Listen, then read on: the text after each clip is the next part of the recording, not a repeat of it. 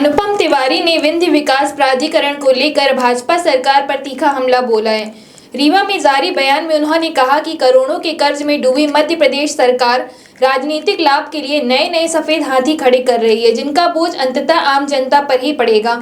उन्होंने कहा कि केवल प्राधिकरण बना देने से रीवा सहित पूरे विंध्य क्षेत्र का विकास संभव नहीं है। यदि सरकार वास्तव में विंध्य के विकास को लेकर गंभीर होती तो सत्ता में आने के पहले कार्यकाल में ही विंध्य विकास प्राधिकरण का गठन कर दिया जाता। अब लंबे समय तक सत्ता में रहने के बाद चुनावी लाभ के उद्देश्य से विंध्य की याद आना जनता समझ रही है।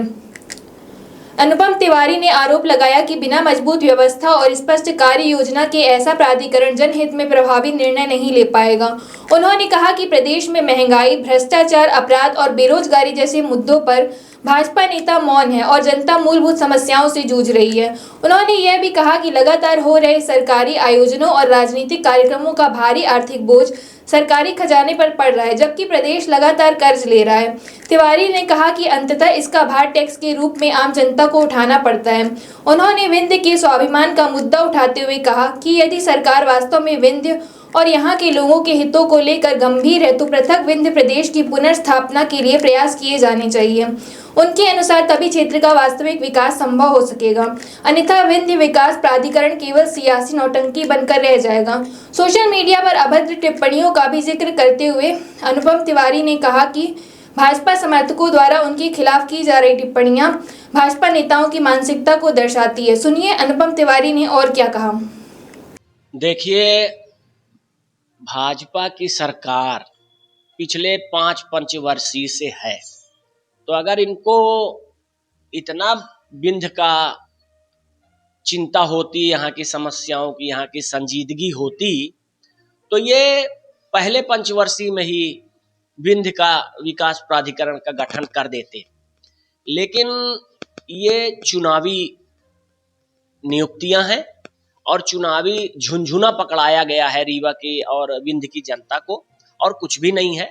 ये सिर्फ एक धोखा, ढकोसला, पाखंड है विंध्य की जनता के साथ। और जहां तक विंध्य की समस्याओं को निपटाने की बात ये कह रहे हैं, तो मैं एक बात जरूर कहना चाहूँगा कि आज की जो वर्तमान राजनीतिक सामाजिक परिस्थितियां हैं, उनमें मैं इतना कहना चाहूँगा कि ये जो भारतीय जनता पार्टी की सरकार है, भाजपाई हैं, और यहाँ के जो मंत्री राजेंद्र शुक्ला जी हैं, ये खुद एक जन समस्या के रूप में खुद समस्या बन गए हैं जनता के लिए, क्योंकि रोज रोज ये इस तरह का काम कर रहे हैं जिससे जनता के बीच में बहुत सारी विसंगतियां, परेशानियां और क्या कहें कि किस तरह से जनता को तकलीफें हो रही हैं।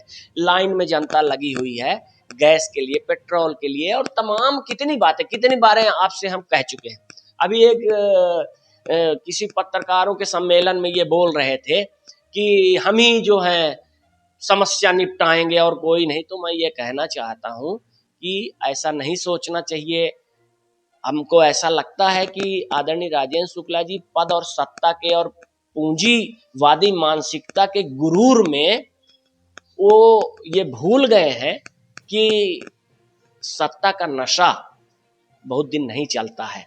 और एक बात और कहना चाहता हूं आप लोगों के माध्यम से कि इनके कुछ पिट्ठू हैं जो सोशल मीडिया के माध्यम से मेरे द्वारा किए गए विरोध के को सुनकर बार बार मेरी मृत्यु की कामना करते हैं।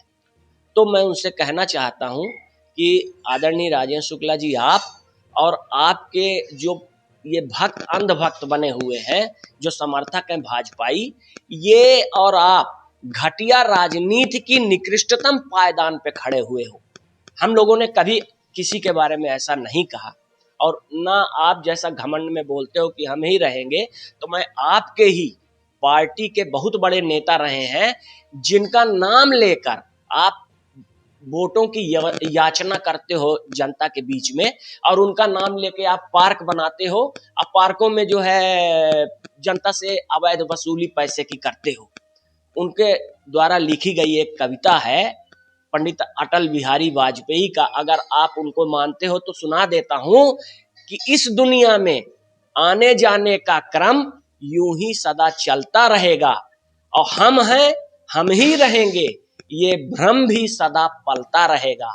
तो इस भ्रम में किसी को नहीं रहना चाहिए कि हम ही रहेंगे, हम ही रहब और हम ही सब कुछ करब। तो मैं और बता दूं आपको, किसी ने लिखा है, याद रख सिकंदर के हौसले तो आली थे, जब गया वो दुनिया से दोनों हाथ खाली थे।